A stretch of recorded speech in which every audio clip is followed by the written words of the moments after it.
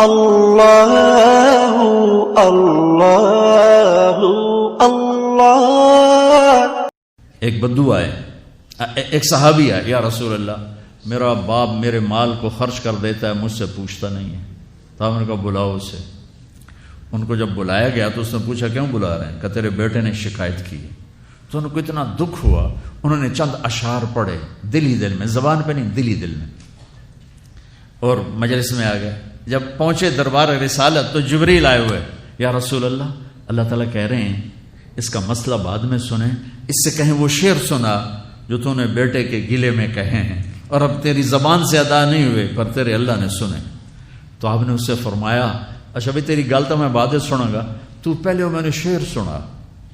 انہوں نے کہا اشہد انک رسول اللہ، میں گواہی دیتا ہوں آپ اللہ کے رسول ہیں۔ یا رسول اللہ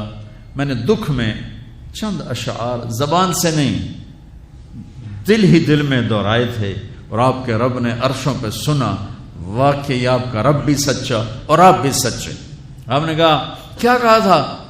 غدوت مولودا ومنتق یافعا تعل بما اجنی علیک وتنہل واذا ذاقتک بالسقم لم ابت لسقمک الا ساہرا اتململ کأنی انا المتروک دونک بالذی ترکت به عینی وعینی تحمل تخاف الردى نفسی علیک وانها لتعلم ان الموت وقت مؤجل فلما بلغت السن والغایة التي الیها مدى ما فیک اؤمل جعلت جزائی غلظة وفظاظة كأنك انت المنعم المتفضل فإن لم تر حق ابوبتی فعلت كما الجار المجاور يفعل۔ میرے نبی کے ٹپ ٹپ آنسو۔ کہا میرے بیٹے جس دن تو پیدا ہوا ہم نے اس دن اپنی ذات کے لیے جینا چھوڑ دیا، ہم نے تیرے لیے زندگی کا سفر شروع کیا، تجھے ٹھنڈی چھاؤں میں بٹھانے کے لیے گرم ہواؤں سے لڑا، تمہیں ٹھنڈی ہواؤں سے بچانے کے لیے برفانی راتوں میں کام کیا، تیری ایک مسکراہٹ دیکھنے کے لیے ساری ساری رات تڑپا، ساری ساری رات اپنے آپ کو کوہلو کے بیل کی طرح اپنی ساری جوانی کا رس نچوڑ کے تیری ہڈیوں میں ڈال دیا۔ میں بوڑھا ہوتا گیا، تو پروان چڑھتا گیا، میری کمر جھک گئی، تیری کمر اٹھ گئی،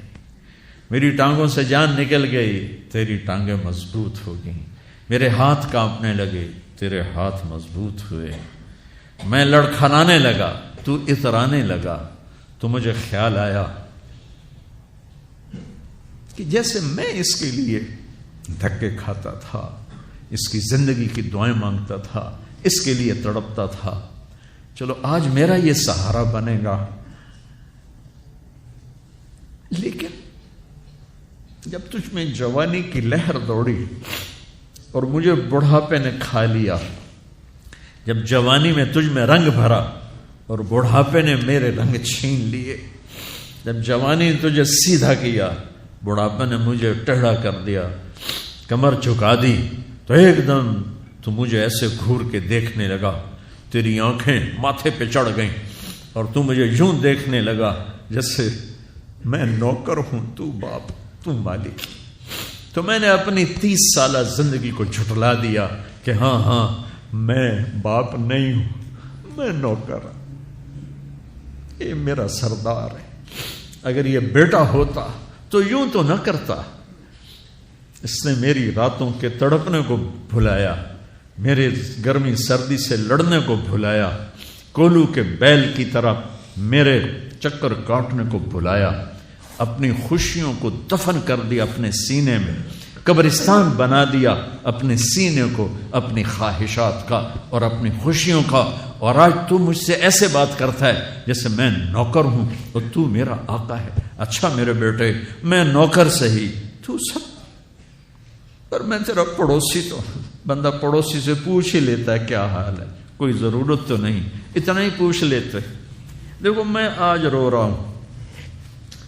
یہ بڑے دردناک اشعار ہیں،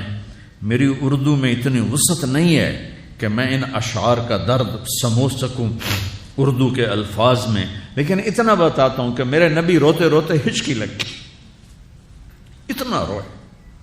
اور آپ نے اس بچے کے گریبان کو یہاں سے پکڑ کر دفع ہو جا، میری نظروں سے دور ہو جا، انت و مالک لابی، تیرا سب کچھ تیرے باپ کا ہے، یہی باپ آج تمہارے ہاتھوں ذلیل ہو رہے ہیں۔